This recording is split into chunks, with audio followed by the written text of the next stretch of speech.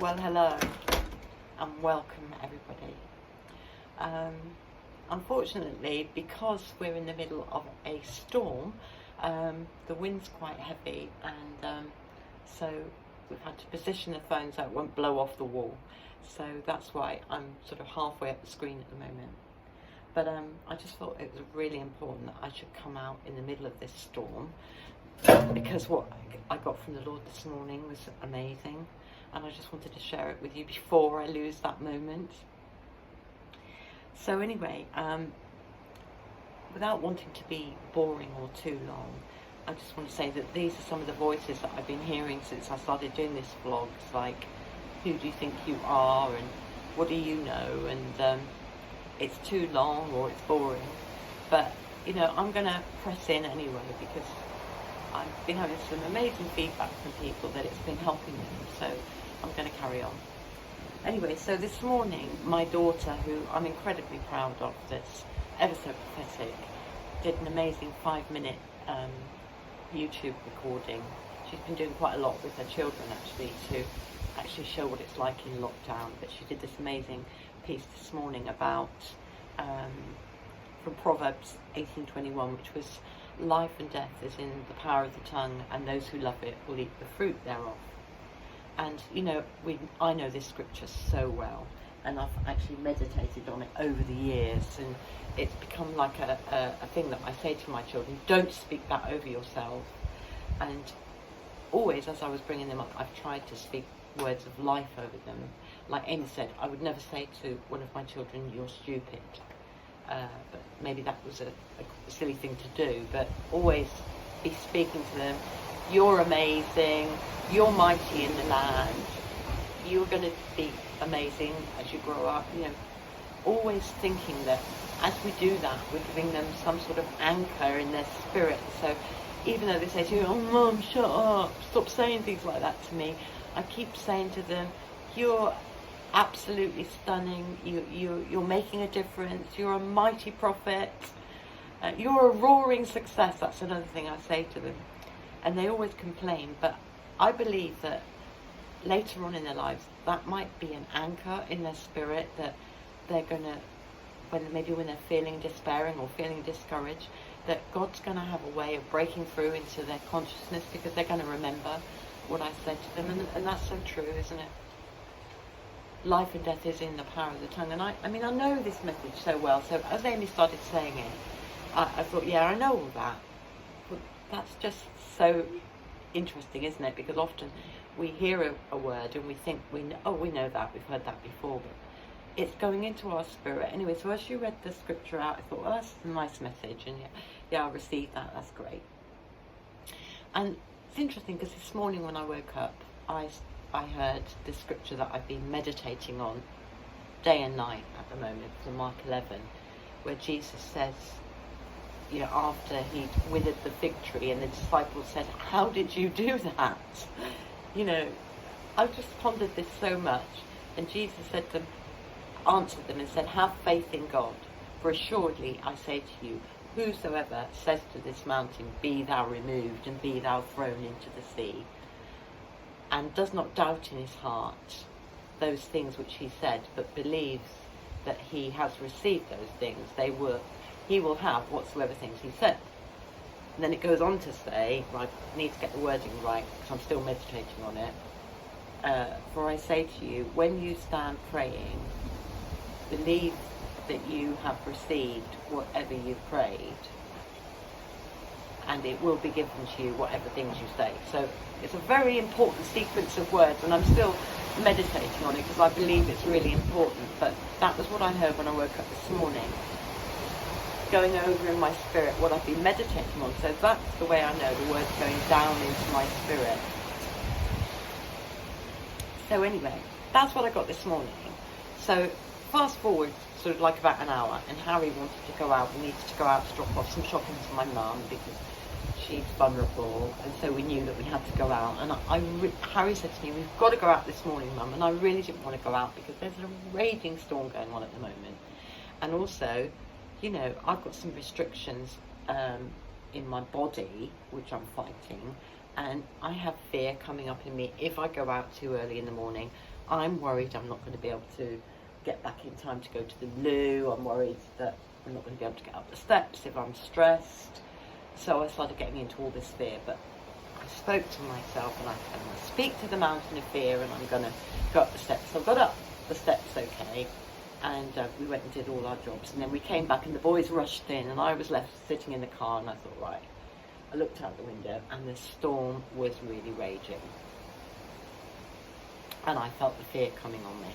But I thought, no, I'm going to try in my own strength. I'm going to brave it, go outside the door and come to walk down the steps. Well, as I got out of the car, there's a wind tunnel that's at the top of my steps. There's a sharp 2 flights of stairs. I stood there and the wind just was all of a sudden immense. I mean, it literally was blowing the wheelie bins over, and it was so bad that the trees were doubled right over, and I was in a position where I was incredibly vulnerable because all I was doing was hanging onto the railings, and I felt like if I let go of that railing, I was just going to be blown right down the stairs, and I absolutely went into a blind panic.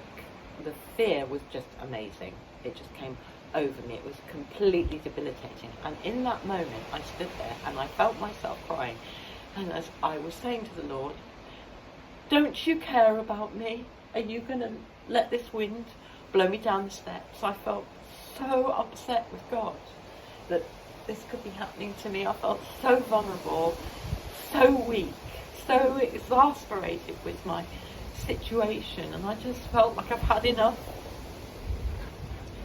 And then I had like a Kairos moment where I saw Jesus asleep in the boat, and he was asleep in the boat after he told the disciples, let's go to the other side. And the storm started for them, and they went to him and they said to him, don't you care that we're about to be overwhelmed? They were upset with him, and this was just after they'd seen him feeding the 5,000. So they got into fear just like I did, and they felt the same as I did. Don't you care about us? So they woke him up, and he got up and stood on the boat and said to the storm, peace, be still. And the storm stopped.